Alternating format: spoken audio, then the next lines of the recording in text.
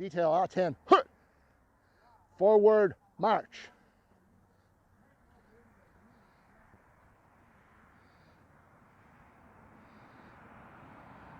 Column right. March.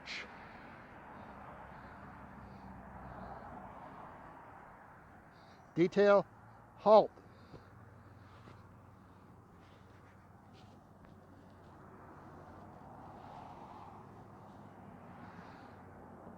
Hand salute. Ceremonial 2. Right face. Forward march.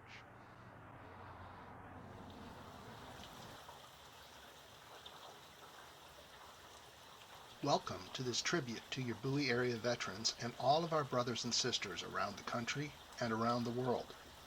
As I assemble this video, it is a gray and rainy November 11th. I can see my flags through the office window, sodden but proud. I'm reminded of times when I wasn't able to go inside out of the rain because there wasn't necessarily an inside nearby. I'm reminded of boiling hot coffee in a canteen cup while waiting in a soggy chow line in the middle of nowhere in Korea, or for that matter, in the middle of nowhere, Camp Lejeune, North Carolina. Hello, my name is Jerry George and I am the Commandant of the Free State Marine Detachment, Marine Corps League in Bowie, Maryland. On behalf of the detachment and Bowie's other veteran service organizations, the Disney Bell Post of the American Legion, the Bowie Memorial Post of the Veterans Foreign Wars, and the Omaha Beach chapter of the Disabled American Veterans, welcome to this video celebration of America's veterans. I served on active duty in the early 1980s. I started aboard Parris Island, South Carolina in September of 1981. I attended MOS school at Camp Pendleton and then was assigned to the 2nd Assault Amphibian Battalion of the 2nd Marine Division at Camp Lejeune, North Carolina. I also spent time on Okinawa, Japan, and Korea, deployed aboard the USS Boulder, saw the Philippine Islands and Thailand. I was honorably discharged. So what does this mean in English? Well, like most veterans, I served or began my service at a very formative time in my life. I had experiences that the majority of those my age didn't. And I share this with most, if not all, my brothers and sisters who are serving or who have served. We serve for different reasons, although, as we'll see in a few minutes, the reasons are often similar. Many of us continue to serve in one way or another after we leave the service. In the next 20 minutes, we'll listen to several area veterans discussing why they served and why they think it's important to serve and what it means to be a veteran in 2020. I hope you'll find their views insightful, and I hope you'll find reasons to celebrate all of our veterans. I am Mintrawati Singh Questas Pool, and I served in the Army January 7th, 1997 until March 2013. I was a preventive dentistry specialist. So I've been to Germany, Korea was my first assignment, but Korea, Germany, and I've traveled to Italy and France and Bratislava, Czechoslovakia, Austria, England, and a lot of the states. So I was from the East Coast to the West Coast, many of the states. What do you mean? I joined because I was always fascinated by the discipline and the dedication and all of it, and I really loved the uniform. My name is Sergeant Ethan Ralston, and I've been actively serving since March of 2000. Currently active duty Army stationed on Fort Meade. What do you do? I'm a counterintelligence agent currently, prior cryptological linguist for Arabic. I did spend a 9-month stint in South Korea back in 2017 with First Cav. I enlisted just because I grew up in a small town in South Jersey and I needed to get out and do something better with my life. Just wanted to see where it would take me. So I just kind of bit the bullet one day, went to the recruiters, and I was out of there 3 weeks later. My name is Ken Harrington. I served in the United States Army from 1966 to 1969 as a clerk in the A Company, 1st Engineer Battalion, 1st Infantry Division in Phu Vinh and Quan Loy. And I was in Vietnam from 1967 to 1968. I rotated from Vietnam to Germany, where I was 17 months with 35th SNS Company, and which was part of the 7th Corps headquarters. And after I completed my 3 years, I returned to Texas, went back to school again, and I matriculated from Texas to the Washington area in 1993. I joined the VFW in 2017, and the DAV a few months before that, and the American Legion a few months after that. How come I volunteered? How come you volunteered? Because President Johnson asked me to come and become a part of the U.S. Army, and I decided I didn't mind. I decided I would go, but I wanted to try and control what type of field I thought I could get myself in. A early education in electronics or something of this nature, and that's the reason why I went and signed up. Not that I didn't want to be an infantryman, just the fact that I wanted to try and do something when I got out of the Army that could further my career in some field. So did you several people that I've talked to from the Vietnam era kind of had the option of they could either enlist or they were going to get drafted. Correct. Did you have that option too? That was my option also, yes. So- I received my letter, and 2 days before I was due to be drafted, I Paul joined. Conley, and I served in the U.S. Navy from November 1967 to November 1971. I was in the aviation field, and I came out of boot camp as an airman apprentice, and when I got out of the Navy in 1971, I was a aviation maintenance administration man, petty officer, 2nd class. I served in an A4 Skyhawk squadron. We were on board the USS Intrepid in Vietnam in 1968, and I also served in that same squadron on board the USS Independence in the North Atlantic. And then I served in a replacement air group on shore duty at the Naval Air Station Cecil Field in Jacksonville, Florida. The A4 Skyhawk Squadron was VA 106, and the replacement air group was VA 174. We were the replacement air group for the A7 Corsair. The A4 Skyhawk was being phased out of the fleet at that time. Many of the pilots that flew the A4 were transitioning over to the A7 Corsair. So it was a training squadron, and I finished up my enlistment on shore duty at Cecil Field in Florida. Raymond Shattery, and I served in the United States Marine Corps from May 1955 until March 1978. And your rank? Gunnery Sergeant E7. My name's Edward Connell Sr. I served from 1981 to 1984. I was a 12B combat engineer, demolition specialist. I served, I did my basic training in Fort Leonard Wood, Missouri in 1981.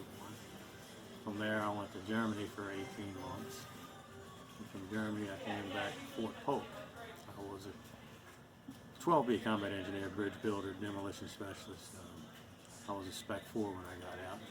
I passed the board up for my E5, but they kept messing up the paperwork, so when they finally got it right, all I had to do was sign off posts. My name is Megan Bowie. I served from 1994 to just recently June of 2020 this year. I was retired as a lieutenant colonel in the U.S. Army Signal Corps. Korea, been to Germany, been to Kuwait, Bahrain, Qatar, I'm sure a couple other countries in between there in the Middle East. and been assigned just about all over the United States. My dad was in the Army, and when I was about almost 6 years old, we moved to West Berlin. So we were there from when I was almost 6 to 8 years old. And we used to go to East Berlin about once or twice a month, and we would go shopping. And before we would head back into the West, we'd always stop at this one place that had amazing food, and we would go in and eat. Well, we were walking down the street, and in the East, everybody was out in the street, and all of a sudden, you could hear clicking of the heels, and everybody dispersed. Now, the road that we were on, there was two roads, and it cut into a V in the middle, and there was a hotel right here in the middle. Everybody either went into the hotel or other buildings there on the road. And we were the only ones that were left on the road, and we were walking this way towards the restaurant that was on the corner, and the East German Russian soldiers were coming from the opposite direction and cut through right by us. I was scared stiff as a 6-year-old. I think I held onto my dad's pant leg for my dear life, and my dad was just like, it's just the East German Russian soldiers just trying to intimidate us and everything like that. There's nothing to worry about. And I was just amazed, and I was like, well, I'm glad that you're calm. I said, but I was scared stiff. But that kind of helped shape me, because every time we went into East Berlin, it was always gray, wet, dreary. It didn't matter what time of the year, if it was wintertime or summertime, and everybody just always looked just kind of scared, especially the East German Russian soldiers, and it was like there was no life there. And it really made me think about the freedoms that we have here in the United States and what we take for granted. And so at the time as a kid, I never, I knew I wanted to support my country somehow. I didn't know how. But when I was in college, my dad found out about ROTC program, and he looked at me and he goes, well, what do you think about ROTC? And I was like, okay, I'll give it a try. And so that's actually how I got into to joining the military.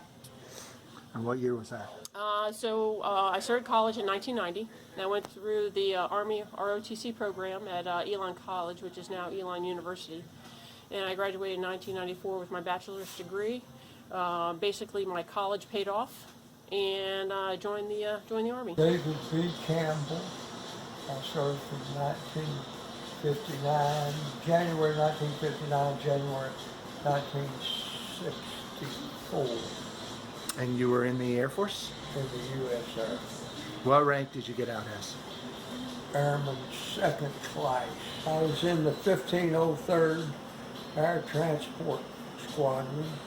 I was in the 789th Special Air Missions.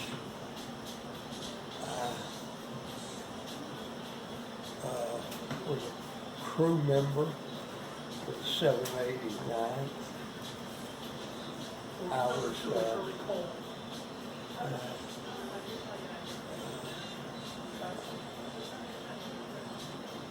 did as little as possible so around Christmas time we got together and said that, well, maybe we should join the service or something. So we went on New Year's Eve to the Air Force recruiter and asked him if we could join the Air Force. And he said he had to give us a test, and he did that. He said, well, y'all qualify. But he says, I can't do anything tomorrow because it's the 1st. So you have to wait until the 2nd, and I'll send you to Fort Knox. We were all from Kentucky. And so they sent us to Fort Knox on the 2nd. We took more tests. We had applied for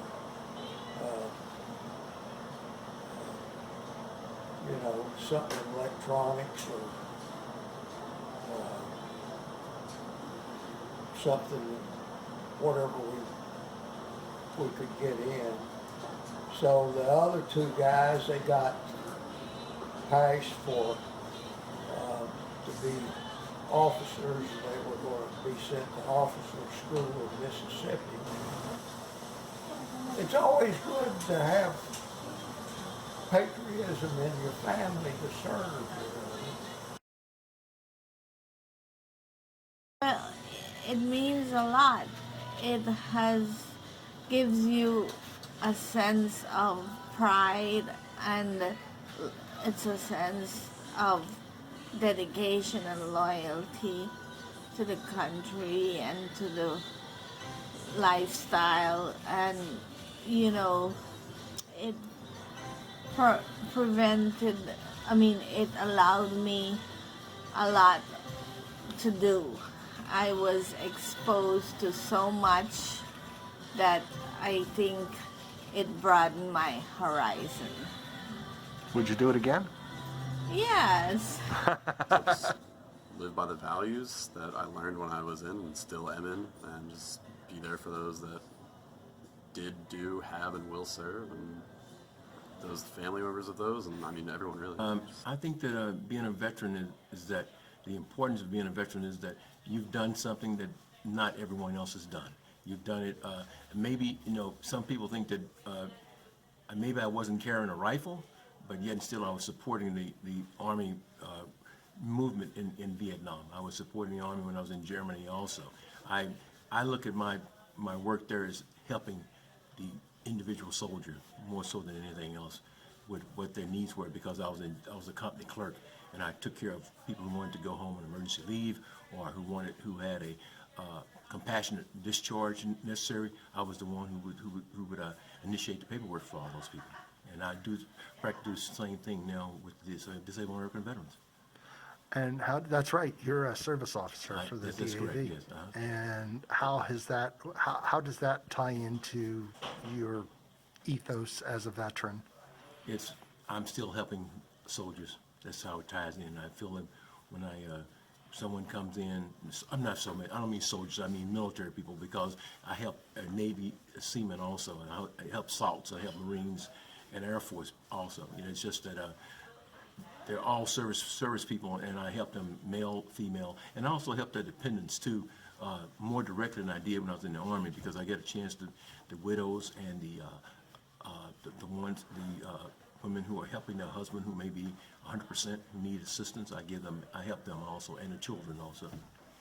Well, I think it's important to be a veteran because for my era, there was a very unpopular war going on in Vietnam, and people in America at that time were against the war. Many people did not appreciate what the military was doing in Vietnam, and there were a lot of people that didn't serve that went to Canada, and it was important for me because of my family that I serve. Our family was not military. My father worked in a steel mill. In fact, he worked in a mill where they made the replacement guns for the 16-inch guns on the battle wagons during World War II. But my three brothers served, and so I felt that I was going to serve also, and I did. Outstanding, because whenever I came back from Vietnam, you didn't wear a uniform off base, and you didn't tell anybody you were in Vietnam. The first Gulf War changed the opinion of people in the United States regarding the veterans, and ever since then, whenever I go and I wear my jacket, I'm saying thank you for your service and such, where that never happened before the Gulf War. It's kind of hard for me to think of myself as a veteran, because when I think of veterans, I think of, our greatest generations. Talking about like World War II, our Korea veterans, our World War I veterans, the ones that really had more hardships than I did serving. Granted, I was deployed a couple of times, but it's nothing like what they had to go through. So for me, I'm humbled by their presence. I really am. We have so much technological advances in this day and age that it makes it easier. I deployed when my son was 8 months old, and I spent his first birthday virtually. We had the computer there at the kitchen table, and I got to help celebrate his first birthday with him. So, I mean, for the folks that were in Vietnam and Korea, World War II, World War One, there was none of that. So I think I'm very fortunate, and I'm actually really thankful for the older generations. I have 4 children, and first 3 are boys, and they were, out of the 4 children, 3 boys have served in the military, 2 Army and 1 Navy. So Wow. I guess I started a new tradition. And does that make them even more family to you than before, or is it just? There is a certain kind of connection that you have when you are in the military, and they are close to me because I guess they will be gone for a long time, but there is always that call they make that makes you connect with them on a different level. My most vivid memory of being in Vietnam is two. When I first arrived and my last 10 days. When I first arrived in Phuc Vinh as to be a part of the A Company, the first night there we had malaria pills. And for me, malaria pills meant diarrhea. And that night I was in need of going to the latrine, but something kept telling me no. The latrine was hit by rockets, incoming rockets that night, and I'm pleased to say that well, of course I'm pleased to say because I'm here. In the last 10 days, I was assigned to go to ride shotgun. That is, I'm the person who carries a rifle and protects the driver on a fuel tanker. The fuel tanker was carrying diesel and gasoline. And I was told, be sure and put your flak jacket and your helmet on, because if someone hits that tank, you need those on. And I said to myself, if they hit the tank, it's good night, Ken. When I first got out of basic training, I went through boot camp at Great Lakes in the wintertime, very cold. And when I checked out of basic training, I had orders to go to Florida, and I thought, oh boy, this is going to be great. I'm going to be in the sunshine, and I knew I was going to an aviation unit, and I was walking through the bus station after I flew into Jacksonville, trying to find out how to get to the air station at Cecil Field, and back then the bus station had a lot of booths, and there were a bunch of sailors sitting around, and they saw me in uniform, and they said, "Where are you going?" And I said, "Well, I'm going to VA 106 at Cecil Field Naval Air Station." And they all started laughing.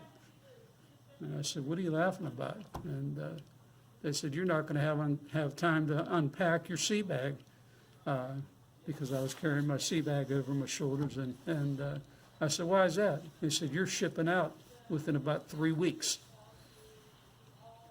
So that was my indoctrination to the Navy and my first command. And we left to go on what they called a shakedown cruise. Within about 3 weeks, they flew us to Norfolk on an old C-130 with the air blowing through the fuselage, and I thought to myself, what did I get myself into?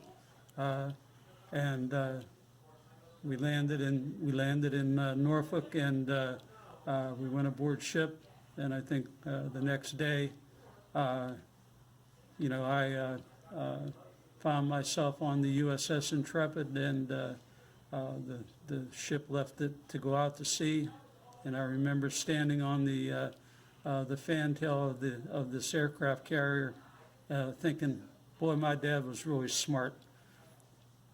He told me, stay in school, and I didn't listen to him.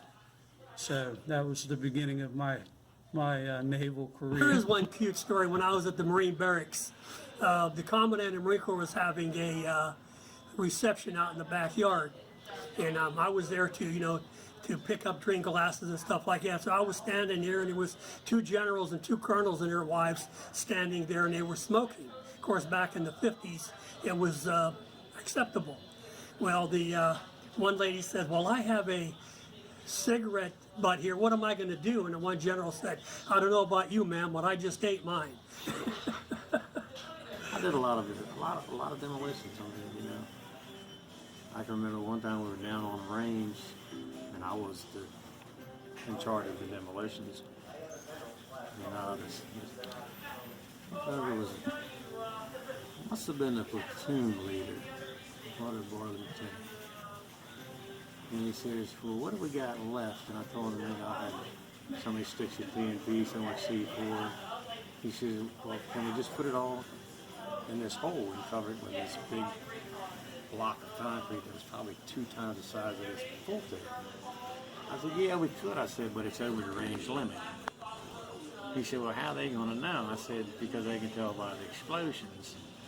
He said, but that concrete. I said, no, it won't, sir. I said, do it anyway. So we did. That hole turned into a big old pit, and that concrete was pebbles all over the place. The next thing you know, here comes range control, barreling down. And they didn't get on me. They got on the lieutenant, And I was a second lieutenant in Korea, and we would go out to these communication sites and set up communications for the ROK Army, which is the Republic of Korea Army, as well as the United States Army, because there would be locations where they would be combined together, and we would set up the communications for them. So, and one of the sites was called 7th Corps, and they were notorious for messing with the Americans. And we used to set up right outside of a bunker. And during one of the field exercises, one of my soldiers went outside of the camouflage and around the corner to use the latrine. And when she came back at 2 o'clock in the morning, I guess she must have startled the guards. And so they held her captive for about 3 to 5 hours. Nobody knew where she was or what happened to her or anything like that. Luckily it didn't become an international incident, but we were forewarned what happened, and everything was all taken care of afterwards. So fast forward a few months later, we had monsoon season was coming through, and my company commander asked me to go up to that site because they were expecting to get hit really bad. And I had a Humvee which had internal FM communications. And so I would be able to report if our site went down, or I at least have the vehicle to be able to go somewhere to communicate to them. Well, we got up at about 5:30 that morning. It was still kind of dark, and I left the camouflage and I went around to the front, and right by the bunkers where my Humvee was parked. Well, there was a ROK soldier that was asleep on duty with his rifle, just kind of hand down. I guess I startled him. He woke up, and he locked and loaded on me. And for a moment there, I just kind of paused and thought to myself real quickly, what should I do? And then I remembered that one of the most powerful things in Korea is the hand. If you put your hand out like this, people automatically stop. So quick thinking, I just looked at the soldier, put my hand out, ignored him, and walked around the vehicle. And the soldier was completely dumbfounded. He couldn't have been more than like 18 or 19 years old. Didn't know what to do. So I jumped into the Humvee where my driver had been actually sleeping. And I woke him up and I said, look, step on it. And when you get down to the bottom of the hill, make a hard right. And he demanded to know what was going on. And I wouldn't tell him because I knew he was going to freak out. So he stepped on it, and when we got down to the bottom of the hill, he refused to go anywhere until I told him what happened. Meanwhile, I have these rock soldiers that are chasing me down the hill, chasing us down the hill. So I looked at them. I said, I got locked and loaded on. My sergeant freaked out and wanted to know why I didn't tell him. I said, that's why. I said, now make a hard right and step on it.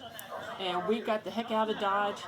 And long story short, you know, it was a very interesting relations that we had with the Rock Army and everything like that. But you know, it's incidents like that just kind of, you know, at the time it seems kind of stressful, but you kind of, you know, chuckle about it afterwards. Like my father served in the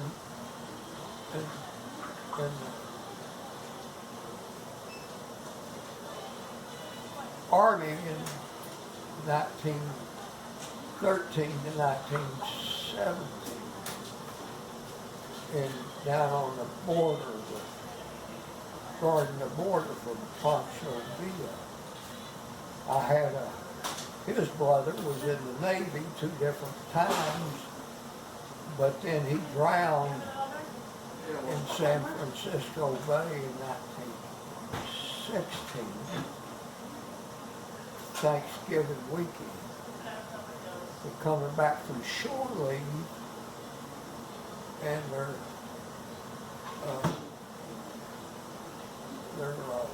track hit a steamer hit him. He was a good swimmer, but he got caught up in the paddle, so he didn't make it along with one other guy. So, and the other brother got killed, railroad accident in 1909, and their father had died of influenza that took over in 1915. So my father was on his way to France with the mules, because he was a teamster, and with General Blackjack Purdy to go to France, and he went from Texas, or New Mexico to Texas, or in El Paso, went to New Orleans on a train, and then he got put on a steamer with the mules up to Baltimore. They got off at Baltimore. That's when his mother petitioned for him to come home. So They let him out of service because he was the only, back then if he was the only son. So you were the 3rd generation to serve?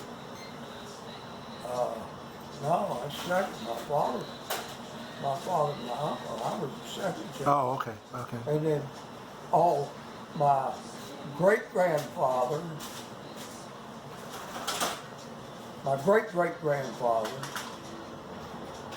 my great-great-great-grandfather served in the Revolutionary War, and they had been given land down through well, it was Virginia then, but now it's West Virginia because of the breakup during the Self-War. West by God, Virginia. Yeah, and but he had a bunch of kids, and they all, you know, and so forth. They were old Rorks, mostly Irish. Supports the veterans. I mean, that's what we're there for, support the veterans. And yet you've got a community-based mission too. Yeah, we try to support the community as much as possible. We try to do as many charitable things as we possibly can. I mean, The DAV, their primary purpose is to get veterans their benefits, to file claims for service-connected disabilities, and our service officers are trained And I always use this as a good example. When a DAV man goes in with his to a claim, it's like having Perry Mason and Matlock walk in the room with you because they said, well, we might as well give it to them because we can't win. The VA is very, takes care of the DAV very well. I'm actually very proud to be the commander of the VFW. The VFW does a lot of great things for veterans and for their families as well. We do several fundraisers, especially like the Buddy Poppy that we do every year. And then the money that we use, we're able to provide relief to veterans and to their families that are in need and able to assist them. We make donations to the VA Medical Center even for the wounded warriors. It's really, if you think about it, when you're on active duty, when you're in the military, we have what we call family readiness groups, and we're able to help out the military families. Well, the veteran service organizations, we're like after the military. We're here to take care of the veterans and their families.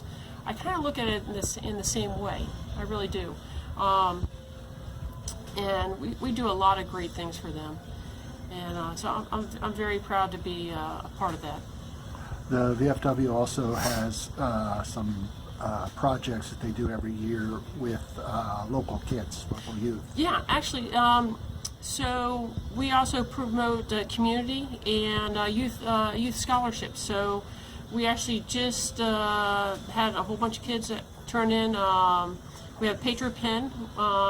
It's an essay program where kids can go from the local to our district to our state to national level and a chance to win $5,000 in scholarship money.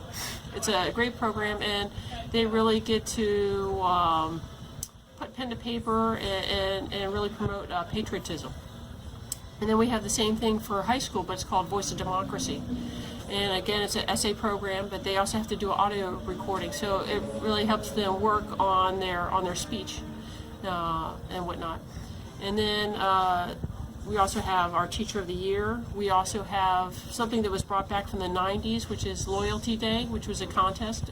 Kids have to answer questions, and they can go up to the higher levels, as well as a Buddy Poppy contest. And then we also recognize our public servants, our firefighters, EMT, policemen. We even recognize scouts, so Eagle Scouts and the Girl Scout equivalent for that. So we really try to be engaged in with the community as well. Cool. Thanks, Megan. Appreciate it. And finally, the Marine Corps League. The Free State Detachment of the Marine Corps League is composed of honorably discharged Marines, Fleet Marine Force corpsmen, and chaplains assistants. The mission of the Marine Corps League is to promote the interest and to preserve the traditions of the United States Marine Corps, strengthen the fraternity of Marines and their families, serve Marines, FMF corpsmen, and FMF chaplains, and to foster the ideas of Americanism and patriotic volunteerism. The detachment is active in the local veterans community. We provide support for the annual Memorial Day and Veterans Day ceremonies. We generally provide support for the DAV's annual Children's Christmas Party. We meet once a month at the DAV Chapter Home in Bowie, Maryland at 7:30 on the second Wednesday. Once again, my name is Jerry George, and I am the Commandant of the Free State Detachment of the Marine Corps League in Bowie, Maryland. I hope you've enjoyed this video. I hope that the insights it provides into some of the Bowie area veterans help you understand why veterans are one of America's greatest resources, and I hope that it gives you a reason to reach out to your local veterans. Be well.